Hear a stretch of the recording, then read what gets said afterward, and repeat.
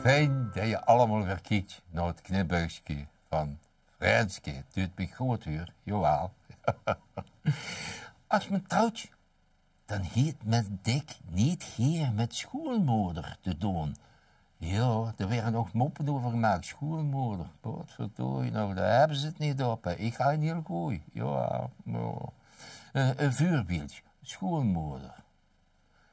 De pastoor vroeg geërgerd naar het usterke bijen. Wat huurde ik? Ging je het vorig jaar scheiden? Als dat je trouwt, dan wordt het sacrament u gegeven. Niet voor een paar dagen, maar voor een heel huwelijksleven. Ja, zegt Jacques droevig, dat huwelijk hij mij berouwd. Maar ik ben ondertussen met zijn zuster getrouwd. Met zijn zuster, vroeg pastoor, wie komt je daarbij?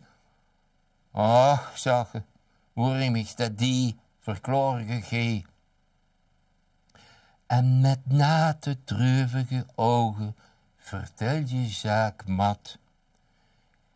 Eens aan een schoonmoeder winnen, vond ik mir zat.